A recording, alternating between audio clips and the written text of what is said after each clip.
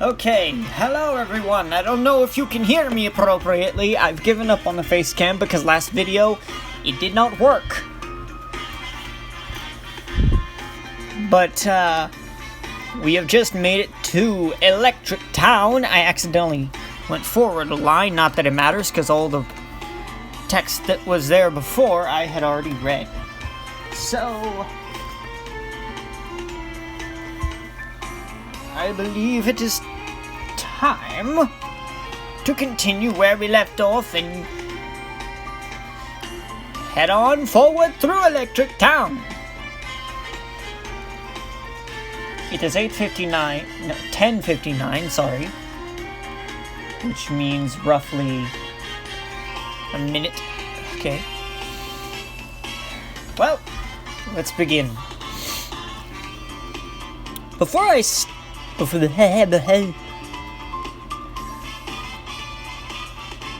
step out of the limo, Before I stepped out of the limo, I was scared. Rook didn't exactly install us with confidence. However, upon seeing Akihabara, that all changed.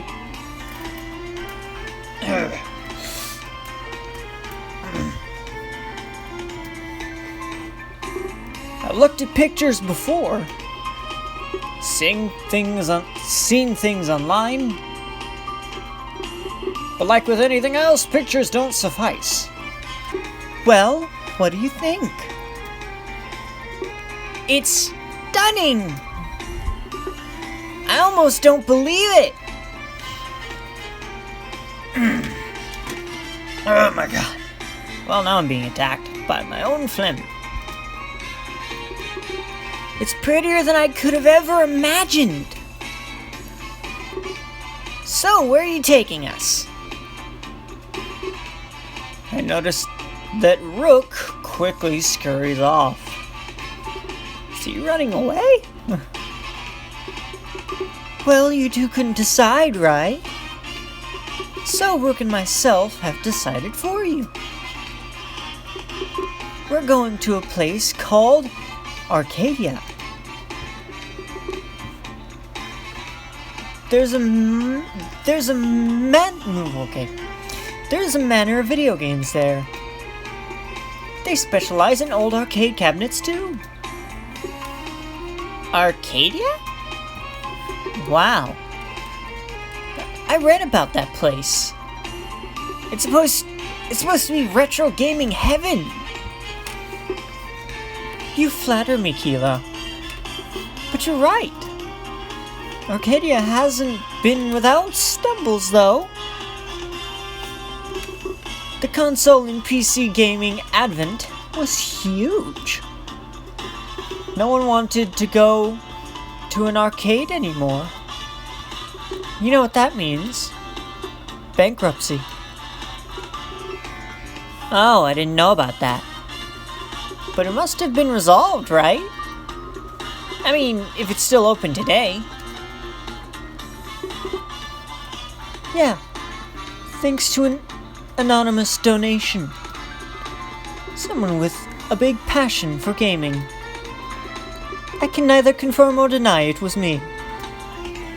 I think you just confirmed it there, bud. I think you just confirmed it was you. Bingo. Did I? Jade gives us both a sly wink. Keela shrugs, unsure of how to respond. Well, either way, it's still open.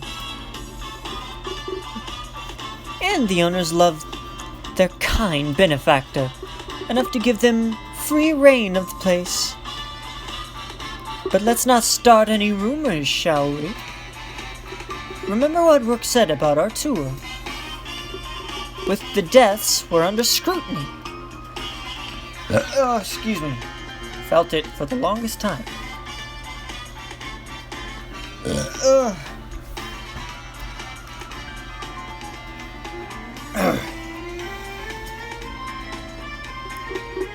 People would shy away from those involved. And even those associated with them. I don't want Arcadia getting hurt again. So let's not waste any time getting there. Wouldn't want to keep Rook waiting. And there's lots of fun to be had. Alright, I'm game. I have to say, this sounded cooler than a maid cafe. Damn, bro. And Keela seemed to enjoy our destination as well. She started to lead the way, and we followed.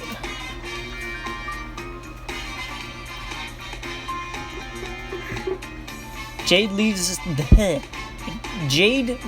us down the crowded streets of Akihabara. I could tell why they called it Electric Town. The streets and stores were just brimming with light. Keela seems astounded and can't stop looking around. Not much further. It's pretty close. That's convenient. I thought it'd be further away. The location must be good for business. Yeah.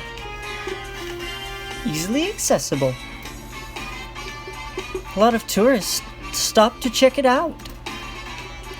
You know, before they go deeper in. That sounds like a sex joke! It also stands out in its own unique way. You'll see when we turn the next corner. Sure enough, I see it when we turn the corner. It's not what I expected at all, to be honest. It looks dull. Keela was right. Every other building was so bright, but Arcadia? It was dull and inconspicuous.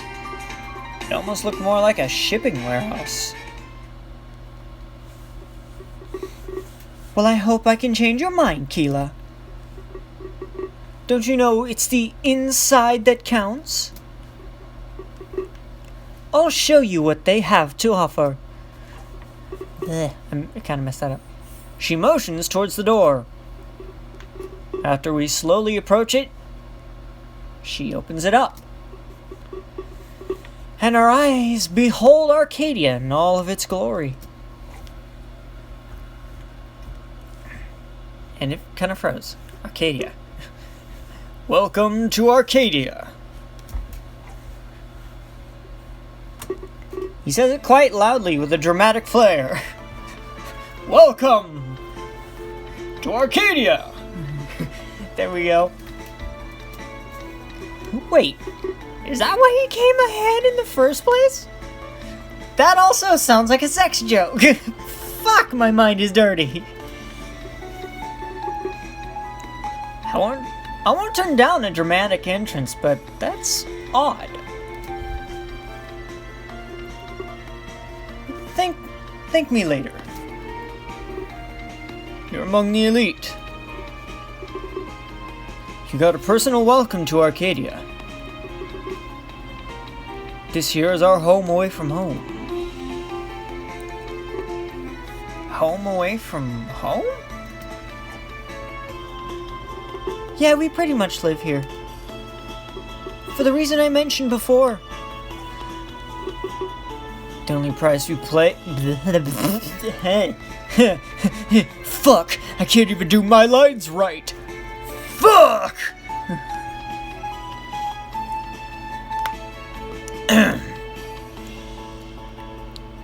The only price we have to pay is cleaning. Well, mainly... Fuck. Well, mainly dusting. It's not that bad.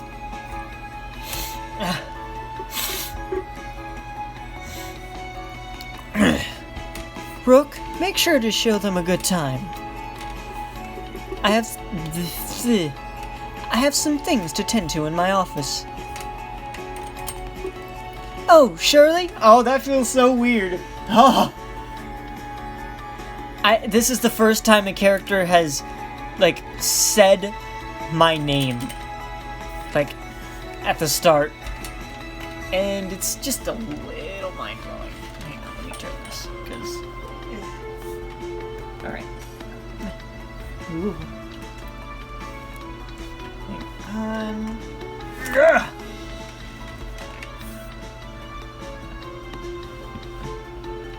Okay. Now, angle it. There we go. Okay. Come see me before you leave. There's something I'd like to talk about. No rush. Just make sure to come later. On. Sorry. Fuck.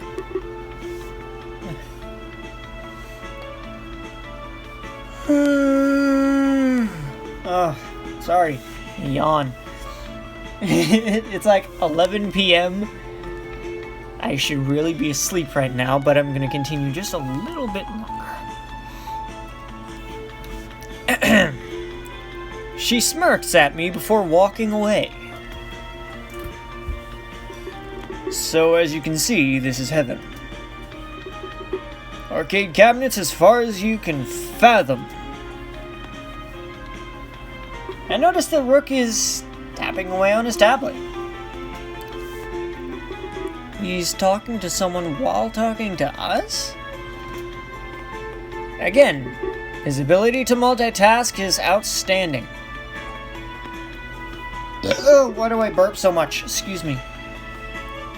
Wow, that's not even an understatement. Excuse me, I burped again.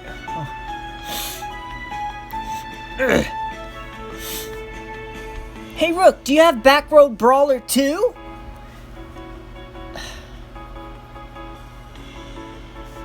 I think that's just an off-brand name for Street Fighter. I've never played the game, but I am very aware that it exists. Hello. Why are you here? My cat is just chilling. Just waiting for me to pet her. But I hope she realizes it's not going to happen. Anyway... Of course we do. We're not rookies. But I prefer the Turbo Edition, don't you? Is that so? Didn't take you to be hardcore. But if that's the case, then one-on-one? I know I could take you. Years of practice. It's out of order. What? Both of them are? Unfortunately, yeah. I can get a little vigorous at times. The Joy-Cons are in need of prompt repair. Jade doesn't want me going easy on her. So sometimes I can get carried away. Even then, she's undefeated. Whoa. Oh, that sucks.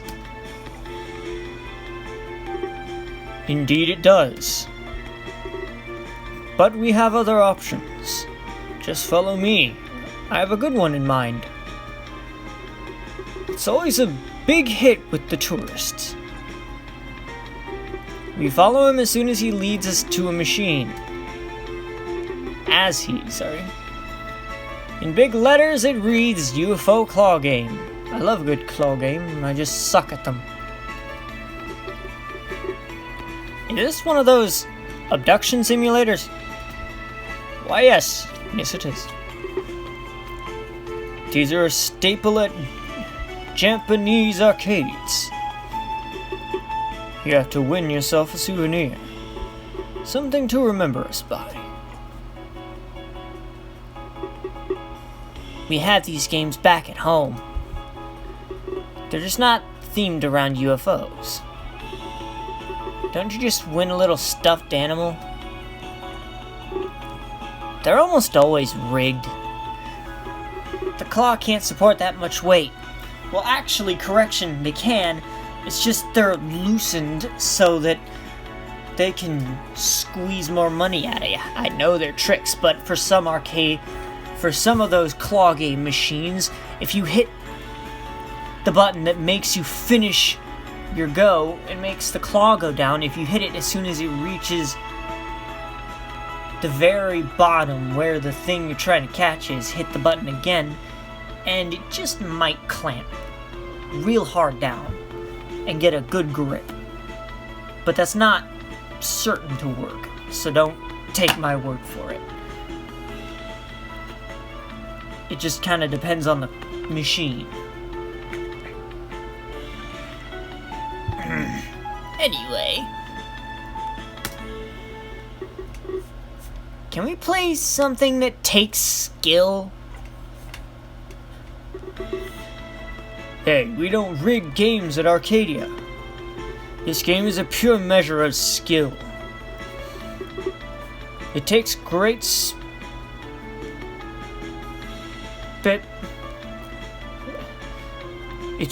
spatial awareness to win. Besides, the animals inside are tiny. The claw can easily support the weight. Ow. Hit my hand. And the claw has a UFO around it too. The game has its own motif. We're abducting the cute little animals. Did you just say cute? There's something I never thought I'd hear. So, who's going first? Let's have a contest! Brooke immediately steps behind me and pushes. I lose my balance and fall towards the machine. Seems he didn't want me to acknowledge what he said.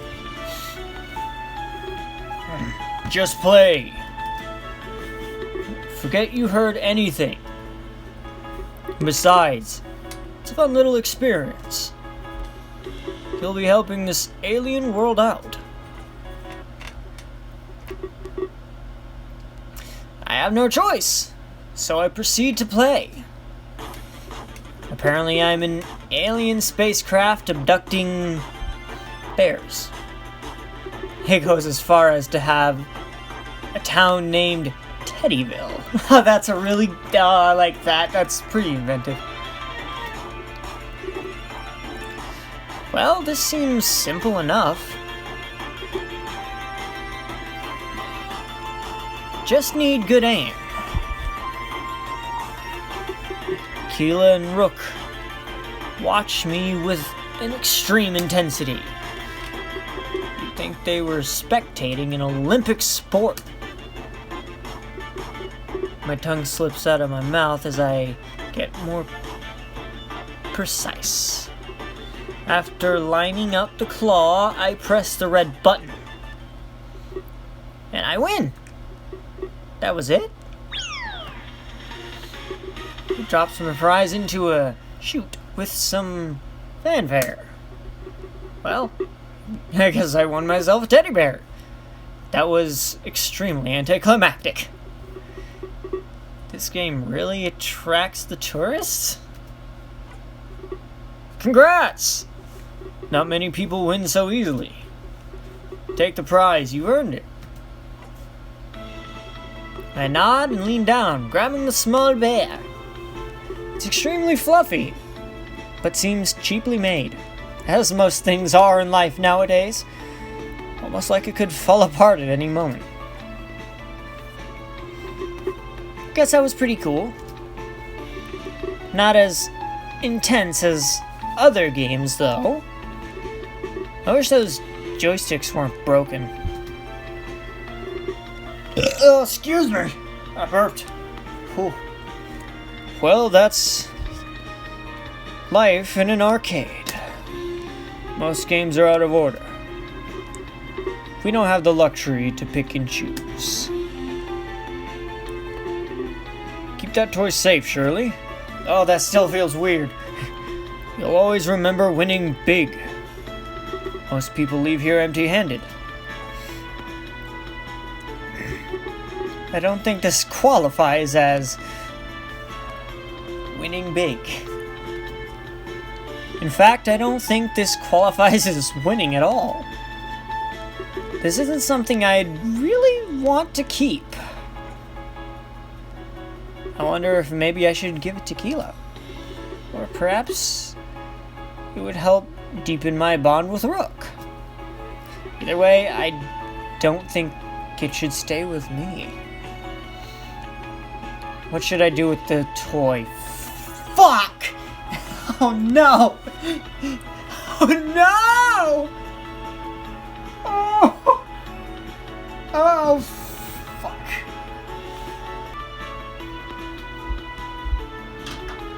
Alright, so I have rigged up a special deciding system.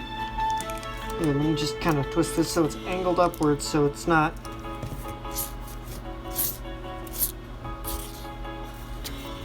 Yes. Here. There, so it lays flatter and still doesn't spin good. Why don't you spin good? Hang on. I think a thicker one would do better. Okay. Because I suck at choosing. Now, how does this work? Okay, so it works great. Now!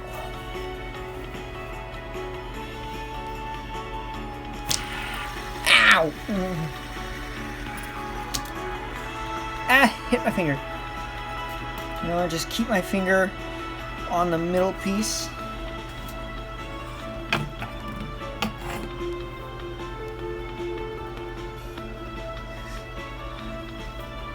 All right.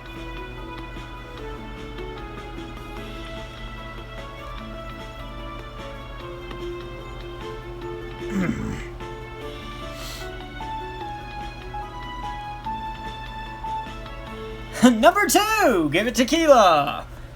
Crazy. Wow. Okay. There. I have a choice made up.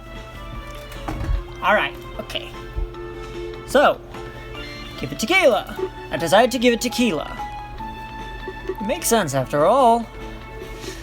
He wanted to go to a maid cafe today. He should at least get something out of this trip. Before I can do anything, Rook's phone rings. He perks his ears perk up, and he promptly reaches for his pocket. Excuse me for a moment. This could be important. He leaves us by ourselves while he takes the call. That wasn't the first time today that he's left us alone. I expect him to be making way more calls than that. Excuse me. He was definitely high up there in show business. So, what do you think of this place? I think it's cool, but there's no food. Ow, my wrist is starting to hurt again. Like, honestly, I'm famished. I nod in agreement as my stomach goes on to rumble. I don't think I've eaten in the last 12 hours. Jesus! Of course, this was largely my fault. I denied service on the plane and on the train. I wonder if Jade has anything in her office. I remember that she wanted to see me before we left. Seems like I'd have time to visit her now. Should I go see her? Or should I stay with Keela?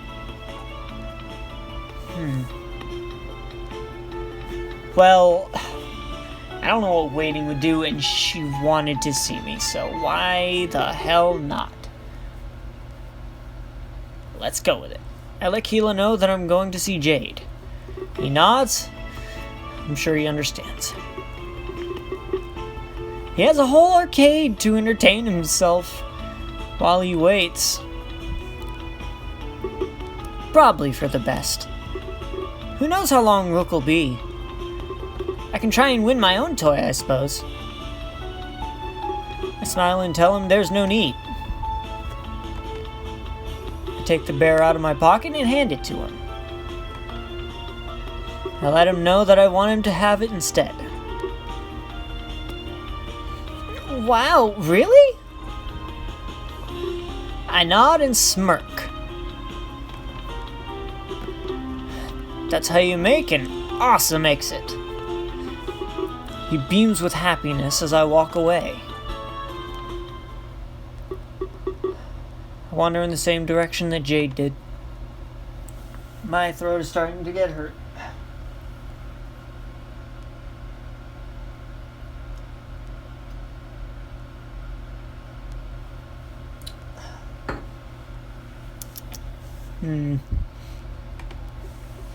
For a moment I'm scared. This place is massive. But eventually I find a large single stairway. This definitely leads to some sort of office space. I slowly ascend the staircase and open the door, only hoping that it leads to her office. Sorry. I have a moment of doubt as I turn the knob.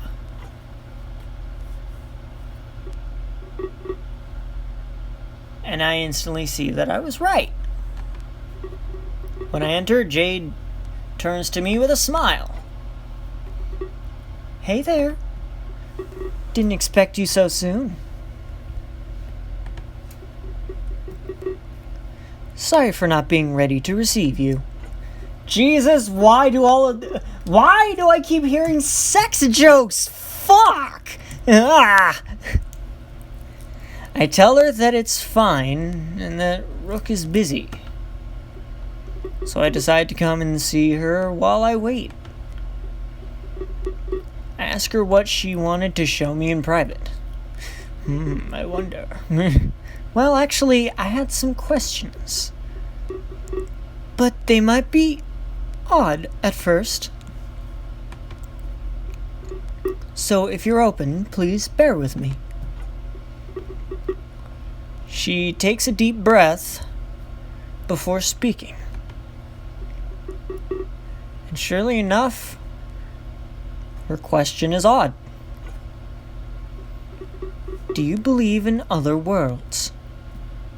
Oh, fuck. Oh my god, the music!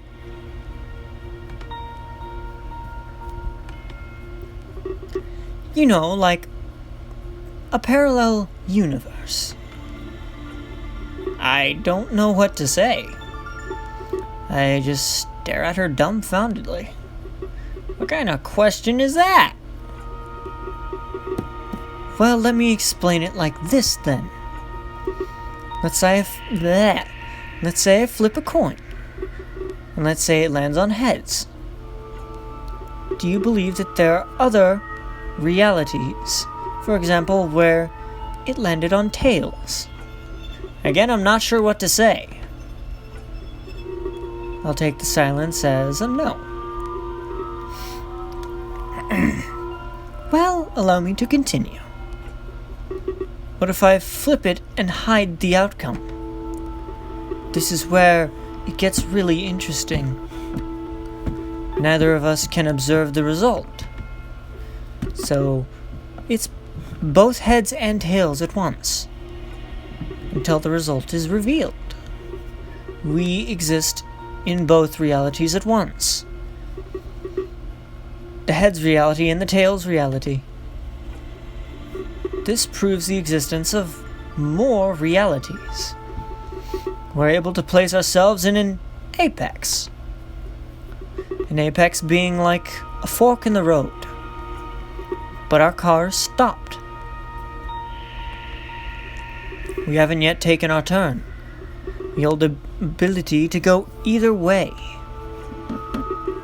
But there's so much more at play here. These two possibilities spawn infinite ones. We can use this to predict other realities. A reality where you didn't come up here. A reality where Arcadia doesn't exist. Or one where you never even won the contest. You can expand more. It gets crazy. But we cannot prove that these don't exist. Especially because the coin toss theory. It's a thought experiment I created. I like to think of this in my spare time. I've won awards, but that's not the point. You must think this is all really weird. People can win awards for that? Well, sure they can. It's like fiction. You only need a logical consistency. But that's part of why I love all this. It's all theory with no practice. I blink a few times, at a loss for words. Oh, sorry, I must sound insane. I get that a lot when I talk about this. But it'll all make sense, I promise. She moves to her desk and sits down. I decide to sit down in the chair in front of her. She scatters a few papers across her desk. My studies are helping me find the truth about the midnight deaths. There's a deeper meaning here for sure. I know Rook told you all about them, and quite frankly, they make no sense. But that's why I'm attracted to them. It reminds me of my quantum mechanics. All I need is a logical line of thought, a reason for these deaths that makes sense. Oops.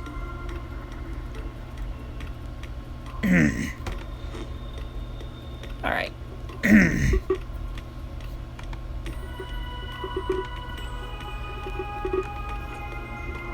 She pushes a newspaper clipping towards me. It's an article about one of the victims. This one here. He was shot to death. But there was no gun found in the area. And not even any evidence of a gunshot. It keeps getting weirder, my friend. Look here, at the next victim. She places another newspaper clipping in front of me. This man hung himself. But there was no news found. Just the wounds from a rope around his neck. The crime scenes are contradictory. There's nothing about them that adds up. It's as if all the evidence just vanished. They really didn't make any sense. Well, for the murder, the corpse could have been moved. But for the suicide? That's where it gets tricky. You can't move after you're dead. And there's another incident here. One that I find incredibly interesting. Someone who survived the midnight deaths. She showed me one final newspaper clipping. He reported loss of breath, like he was being strangled to death, but it was suddenly stopped and he lived. It matches the other hanging victims. No noose, and he didn't even own a rope. But this is where it gets really scary. His neck was injured, markings all around it, just like the other victims, but he lived. Everything else matches up perfectly. This man gave a very detailed testimony. I want to use that to help free Clace. He shouldn't be under any sort of suspicion.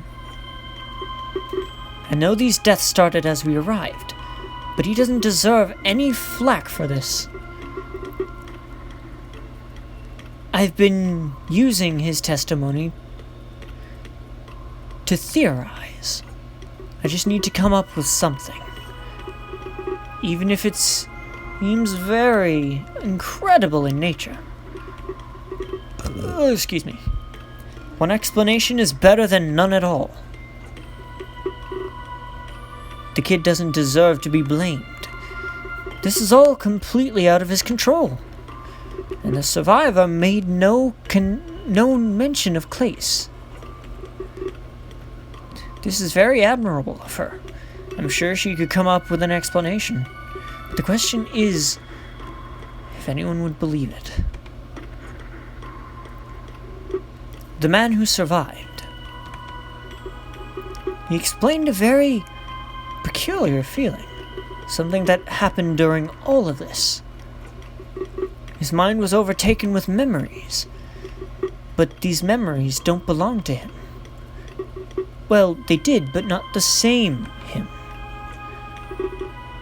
Now you know I explained my theory. I want to relate it to his experience. And by extension, all of these deaths, these memories that took over his mind, I think they were from another reality.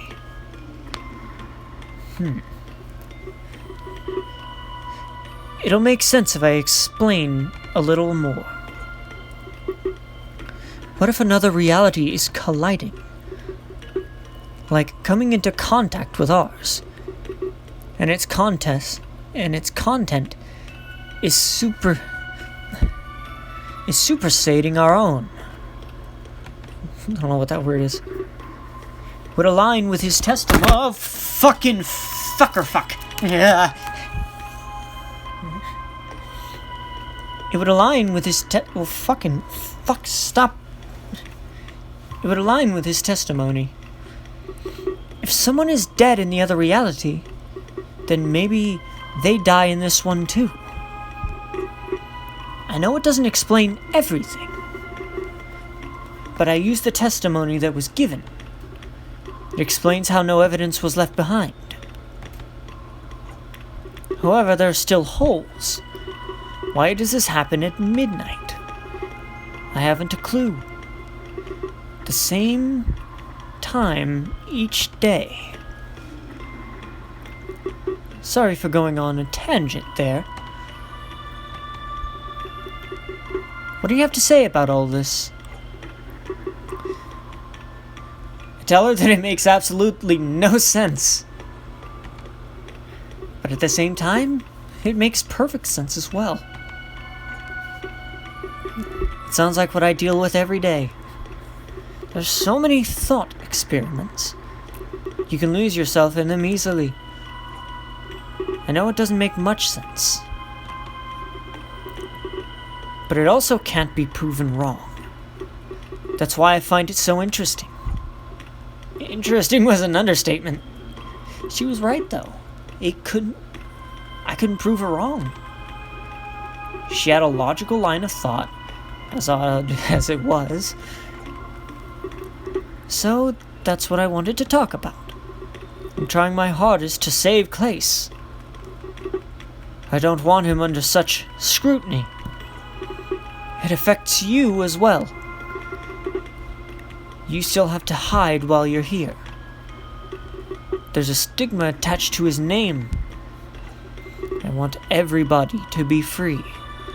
I don't think either party enjoys this. I thank her for her efforts. And for the interesting lesson as well. As weird as her theories were, she was sensible. I'll have to return to my studies now. I feel like I'm close to a breakthrough. But thank you for your time, Shirley. God, that feels weird.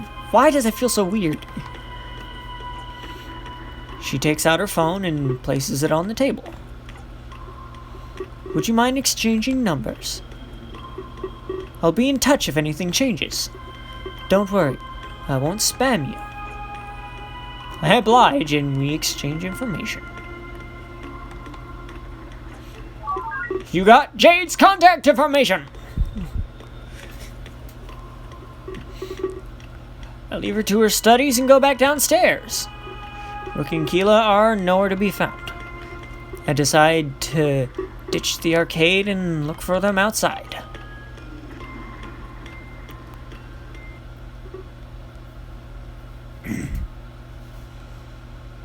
Well, I feel like I'm gonna end this episode here because this has actually been going for quite a long time.